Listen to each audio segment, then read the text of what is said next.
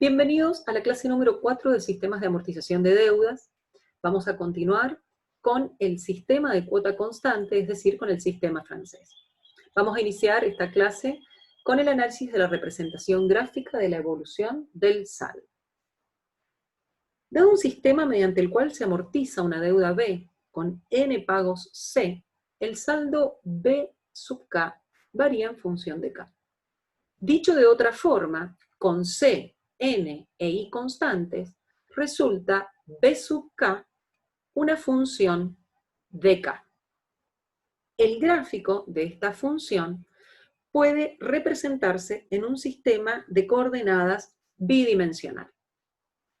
Para poder hacer la representación gráfica, lo primero que deberemos conocer es cuál es la ordenada al origen. Para ello, hacemos K igual a 0. Entonces, B va a ser igual a C por 1 menos 1 más I a la menos N sobre I. Es decir, que la ordenada al origen será la deuda inicialmente contraída, la deuda original. Luego, para dibujar, para poder continuar con la representación gráfica, necesitamos analizar los signos que toman las derivadas primera y segunda de esta función B sub K. Si derivamos la función, nos queda que B sub K es igual a menos C sobre I por 1 más I a la menos N más K por el logaritmo de 1 más I. Vemos que la derivada es negativa y la función es decreciente. Luego calculamos la derivada segunda, ¿sí? Vamos a obtener también una derivada segunda que es negativa. Es decir, que la curva que representa esta función es cóncava hacia el origen y tiene un comportamiento decreciente a ritmo creciente. Conceptualmente, el ritmo del decrecimiento es creciente porque las amortizaciones tienen un comportamiento creciente. La función B sub K es continua en todos sus puntos y estrictamente decreciente. Esta función es válida como modelo matemático de la evolución del saldo solo para valores enteros de K. ¿Y por qué decimos esto? Porque si nosotros analizamos la expresión recursiva del saldo, vemos que el saldo del periodo B sub K más 1, calculado a partir de B sub K, ¿sí? Crece en un primer momento el saldo B sub K, crece por la generación de los intereses y luego decrece cuando se paga la cuota. Es decir, que el comportamiento del saldo no siempre es decreciente. Vamos a verlo gráficamente, ¿sí? Dijimos que en el eje de las ordenadas está la deuda, en el eje de las abscisas tenemos el tiempo o los periodos, dibujamos la curva que definimos como decreciente a ritmo creciente, y vamos viendo cómo esta deuda inicial crece por la generación de intereses y decrece con el pago de la cuota. La línea punteada lo que nos muestra es cuál es la porción de la cuota destinada a disminuir el saldo de la deuda. El resto es la generación de los intereses por este primer periodo. Si analizamos el segundo periodo, también la deuda crece por los intereses y decrece cuando pagamos la cuota. Volvemos a dividir la porción que corresponde a amortización de la que corresponde a interés. Vemos aquí que tenemos entonces el saldo B sub 2. Podemos decir que el saldo B sub 2 crece por los intereses, y en este punto obtenemos el saldo B sub 2 por 1 más I, y este saldo decrece cuando pagamos la cuota, llegando así al saldo B sub 3. La línea punteada una vez más nos muestra cuál es la parte o la porción de la cuota destinada a disminuir el saldo. Fíjense, aquí está el saldo B2 y aquí está el saldo B3, es decir, disminuye en esta porción el saldo, y el resto de la cuota se destina a la cancelación de los intereses que se han generado en el periodo. Lo mismo ocurre con el resto de las cuotas hasta que se cancela la deuda. Lo que sí es importante que tengamos en cuenta en este cuadro de evolución y que veamos cómo claramente podemos ver el comportamiento de las amortizaciones. Fíjense, la primera amortización T1 tiene una medida, la amortización T2 crece, la amortización T3 sigue creciendo, la T4 es mayor que la T3 y la amortización contenida en la quinta cuota es la mayor de todas. Por lo tanto, en este gráfico también podemos ver el comportamiento creciente que tienen las cuotas y decreciente que tienen los saldos, los intereses, toda vez que la cuota permanece constante. Ahora, si nosotros hiciéramos un zoom, ¿sí? O pusiéramos una lupa sobre una de las cuotas, veríamos lo que acabamos de analizar con mayor detalle. El saldo, partimos del saldo B sub K más 1, este saldo crece por la generación de intereses y decrece en la medida de la cuota hasta llegar al saldo B sub K. Del saldo B sub K más 1 al saldo B sub K ha disminuido el importe o en el monto de la amortización de capital T sub K. El resto son los intereses que ha generado esta deuda en este periodo. ¿Qué ocurre cuando tenemos un cano entero? Porque habíamos dicho que la función B sub K es continua, pero que es válida solo para los valores enteros de K. ¿Qué ocurre si nosotros tenemos un cano entero? Si queremos calcular el saldo en una fracción de periodos, 2 meses después de que se pagó la cuota número 3, o 6 meses después de que se pagó la cuota número 21, dependiendo del tipo de la cantidad de cuotas que tengamos que pagar, el momento en que queramos calcular el saldo.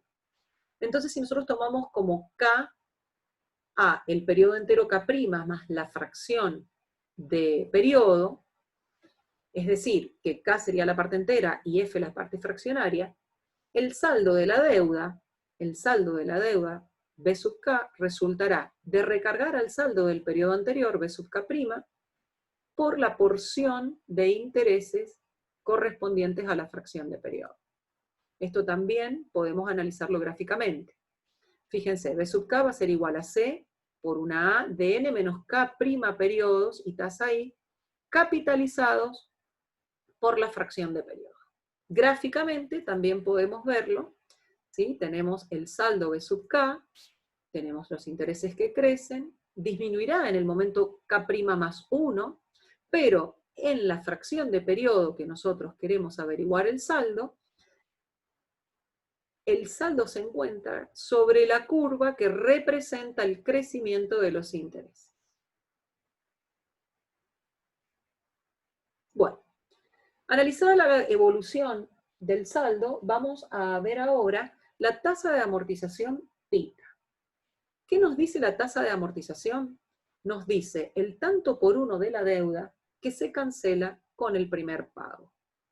Es decir, que podemos obtenerla dividiendo la primera amortización sobre la deuda inicial. La amortización contenida en la primera cuota sobre la deuda inicial. ¿Para qué se usa esta expresión? ¿Para qué es útil? En general, cuando se diseñan sistemas de amortización, muchas veces el acreedor quiere que con el primer pago se cancele un determinado porcentaje de la deuda. Pues θ nos sirve para este tipo de cálculos. Bien, vamos a ver cómo determinamos θ, cómo podemos calcularla.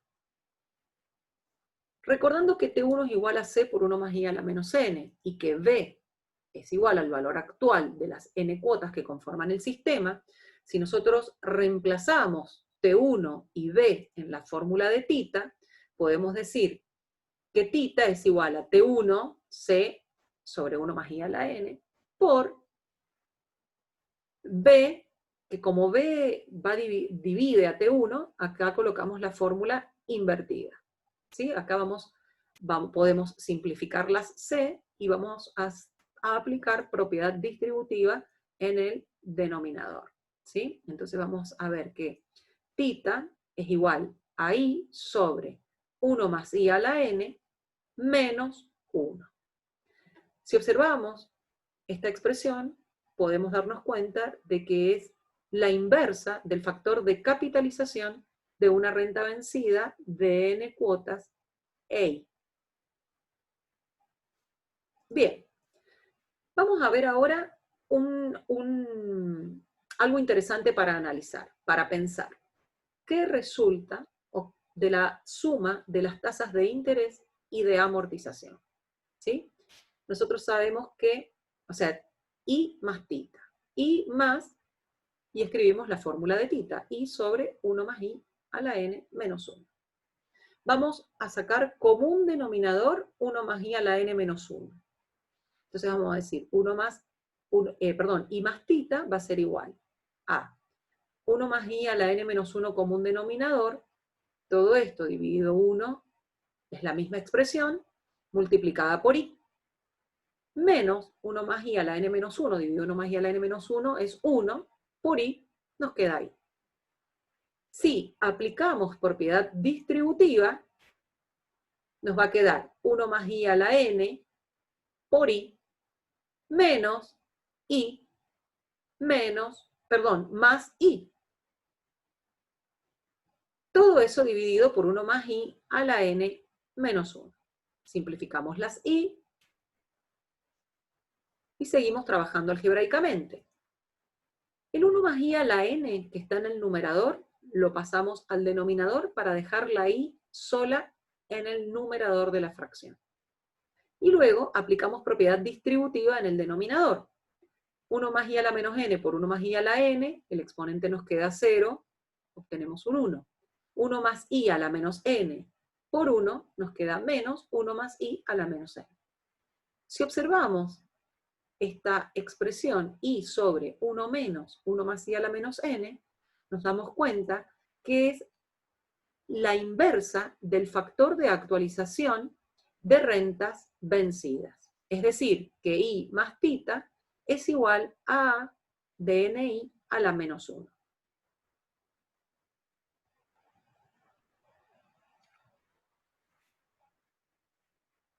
Vamos a seguir con el análisis de esta expresión. Nosotros dijimos recién que I más tita es igual a la inversa del factor de actualización de rentas vencidas. También, si pensamos un poco, sabemos que la cuota es igual a B por la inversa del factor de actualización de rentas. Podemos ver entonces que tenemos la misma expresión en el segundo miembro de ambas expresiones, de ambas ecuaciones. Si B es igual a 1, podemos decir que I más tita es igual a C. Esta fórmula es interesante, ¿sí? Es interesante. Y fíjense, si nosotros multiplicamos, si B tomara otro valor y lo multiplicamos por I, vamos a tener la porción de intereses que contiene la cuota. Y si a B lo multiplicamos por tita, vamos a obtener la porción de amortización de capital que contiene la cuota. Es una expresión interesante para recordar y analizar. ¿Qué pasa ahora con la tasa periódica de amortización? Si nosotros queremos saber qué porcentaje de la deuda se está cancelando en cualquier momento K. Podemos decir entonces que tita sub K es el tanto por uno del saldo de la deuda que se cancela con el próximo pago. Es decir, que tita sub K va a ser igual a T sub K más 1, la porción de la deuda que se cancela en el próximo pago. Atención, tita sub K, B sub K. Bien. Recordemos lo siguiente. T de K más 1 es igual a T1 por 1 más I a la K. ¿Sí? Esto lo vimos cuando analizamos las amortizaciones periódicas. Todas expresadas a partir de T1. Si nosotros a T1 le escribimos la fórmula C por 1 más I a la menos N, y nos queda multiplicado por 1 más I a la K, podemos decir que T sub K más 1 va a ser igual a C por 1 más I a la menos N más K. ¿Sí? Sabido esto, repasado esto, vamos a reemplazar T sub K más 1 por esta fórmula que acabamos de ver, C dividido 1 más i a la n menos k. Por, como b sub k está dividiendo, escribimos su fórmula k invertida, i sobre c por 1 menos 1 más i a la menos n más k. Si trabajamos algebraicamente, simplificamos la c y hacemos propiedad distributiva en el denominador, vamos a ver que tita sub k es igual a i sobre 1 más i a la n menos k menos 1. Es decir, que este es el factor de capitalización de una renta de n menos k cuotas. ¿Sí? El factor de capitalización invertido. Me faltó acá aclarar. ¿Sí? Es la inversa del factor de capitalización de n menos k cuotas. No expliqué acá todo el procedimiento porque ya lo hemos explicado en varias ocasiones. Para recordar, importante, tita sub k es igual a una s de n menos ki invertida.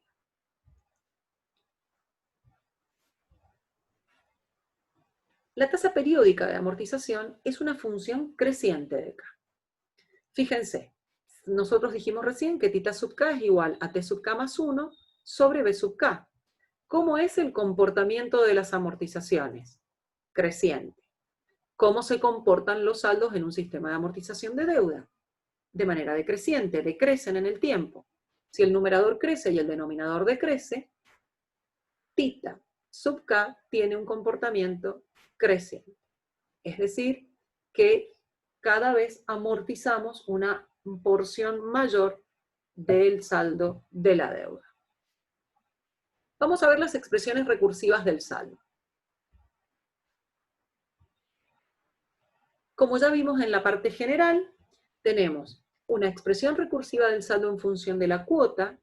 En este caso, recordemos, la cuota es constante, entonces el saldo b sub k más 1 va a ser igual al saldo del periodo anterior b sub k, incrementado por los intereses y disminuido en el importe de la cuota constante. Después tenemos la expresión recursiva en función de la amortización periódica, donde dijimos que el saldo del periodo b sub k más 1 se obtiene de restarle al saldo anterior b sub k la amortización de la cuota siguiente, la amortización del periodo k más 1. Si recordamos que tita sub k es igual a t sub k más 1 sobre b sub k, como acabamos de analizar, podemos decir que t sub k más 1 es igual a b sub k por tita sub k. Si reemplazamos en la fórmula anterior t sub k más 1 por esta nueva expresión que acabamos de ver, podemos decir que b sub k más 1 es igual a b sub k menos b sub k por tita sub k. Surge así entonces la expresión recursiva del saldo en función de la tasa periódica de amortización, donde vamos a decir que b sub k más 1 es igual a b sub k, que es factor común de 1 menos tita sub k. Y hasta aquí esta clase número 4, este video número 4 de sistemas de amortización de deudas.